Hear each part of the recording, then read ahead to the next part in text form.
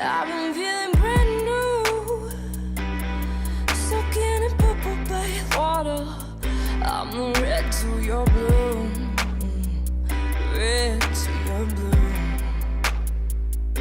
And I've been feeling everything because you heal me with your words. Ain't unwavering loving. I mean, it really is something. And even when we don't roll, I dig your soul. And even when we don't roll, you make me wanna be vulnerable. And when you dance, your arms match the heavy gazes, trying to keep us in low places. We make our own safe spaces. Yeah.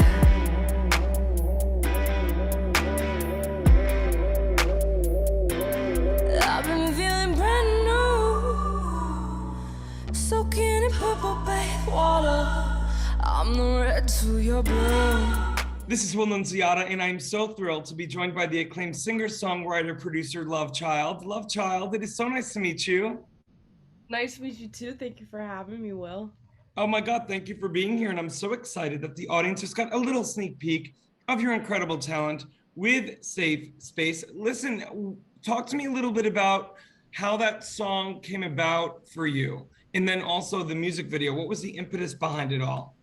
Oh yeah, that's a good story actually. So the song is originally inspired by, I have a friend who is a poet. Her name is Anna Ado. She just put out a book in the last year called Sun Years. It's amazing. She's very talented. Poetry is not dead. And she is from France. So I was out of the country for the first time in my life at 22 years old. And we went out in Paris and we had this great conversation in this club called Salon, which is named after like a horror movie, which was very fun. And saw the sick band and like it was really cool. But she told me I've developed like a dancing technique that prevents people from talking to me, so like I can make any space a queer space.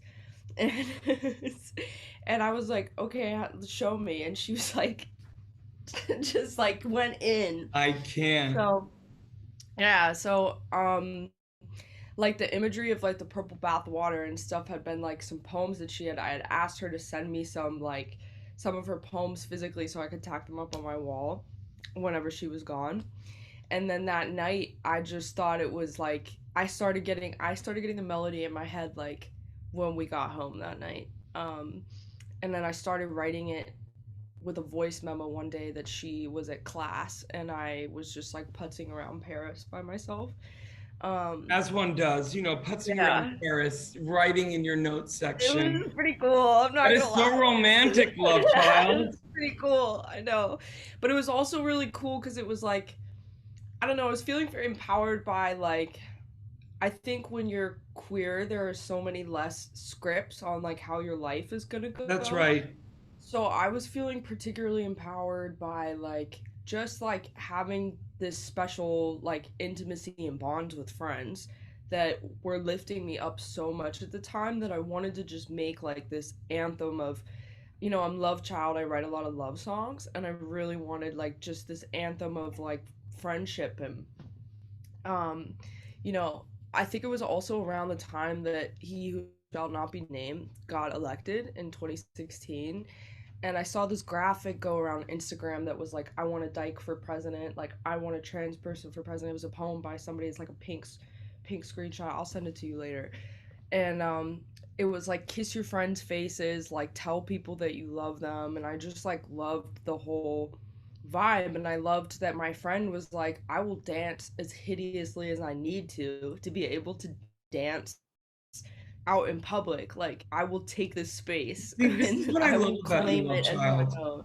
And sorry to interrupt, but this is what I love about you and so many artists like you, that within times of dis-ease and disappointment and darkness, I love artists and people like you made the choice and took it as an opportunity to love that much more, to create that much more, to be more unapologetically authentic that much more. And you know what I also think of Love Child, just as you were describing, the fact that, you know, you may not have had as many people to potentially look up to or to see what it was like to be a queer person living in the world. The fact that young love childs now in the world can look up to you and literally and figuratively It's feel that they crazy. have a safe space. Do you know what I mean? That's a Yeah, beautiful it's thing. crazy. Especially the I'm in my like late 20s now, and I started doing all this like I started making music and uploading things onto SoundCloud when I was like 17. And so it's like it's been 10 years and I now have like some 17-year-old fans, and like yeah, there's like they're queer as hell, like they own, like I love Gen Z. They're so cool. Oh my God, They're Gen Zs so are going to cool. save us. Now, listen, love child, what you were able to do during this quarantine to keep your creative juices flowing, and also what you're most optimistic about as the world starts to slowly but surely open up. I really like, it's funny because the quarantine, I had actually kind of began quarantining like prior to quarantine and shelter in place being called. I was going through a lot of mental health stuff, and I think a lot of people have. And it felt like such a like coming to blows, like things coming to a head in the last couple years. So I really like I took the time to just totally fall in love with my medium again. Really. Like, and some of that meant like not making music at all for a bit. There was a bit of the quarantine that I just like I didn't even want to make more noise. Like with the way that things were going on. I did not want to add to noise in the world, and then, you know, realizing like how essential music is to my health and well-being, and that I actually like bring light and love around me when I do choose and keep going forward with it. Yes. So I ended up making my first EP project, which I not my first, but the first that I have up and like dropped myself, and I produced it top to bottom, and like with a couple of assists here and there, and even just getting like like one whole project out, Yeah. and like being like I feel like doing like a, you know, because it's not really the era of like right now, it's very singles heavy. You do better with singles. And you know, my project didn't do crazy numbers, but what it did do is really like secure me some of those like younger fans and things That's that we were right. talking about. I had some younger fans that I like did not even know anybody was listening to this thing.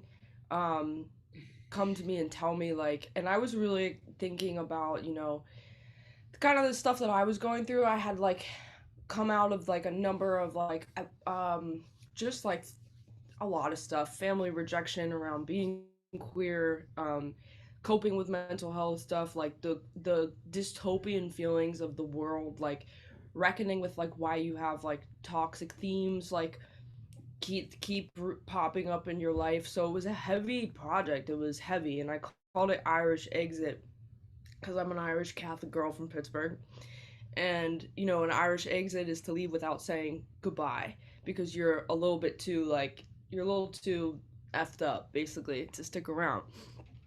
So that was kind of like I wanted even just to have like an Irish exit within myself of like Ooh. I just want to I want to be done with this stuff that keeps like knocking me on my feet and taking me away from my path. Like, But love you have child, what I love so much about that, sorry to interrupt, but what I love so much about that to affirm for you is that we have so many people, especially as young queer people, people telling us people telling us what they want for us, people yes, putting their insecurities on us and their fears on us.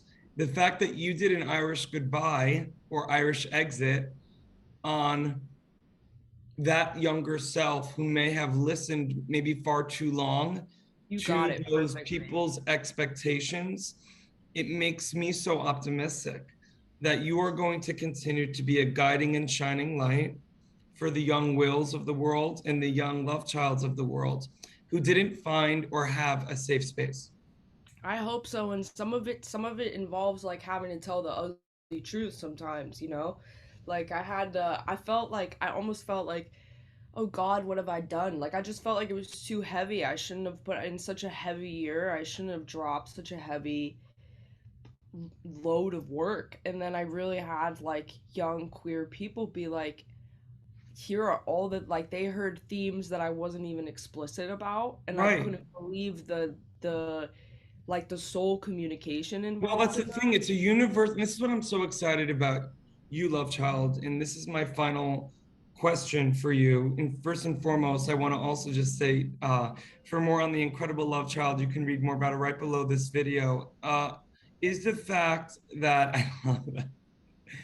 You know, now more than ever, I think there's a universal language in what you do for young love childs all around the world. And this is what I'm excited about you joining FENIX, in that you're going to be able to connect with young love childs out there, or love childs of all ages, despite what their gender is, what their creed is, what their color is, what language they speak. There's a universality to what you do. And I'm curious if you had to give advice to the young love childs of the world, what would it be?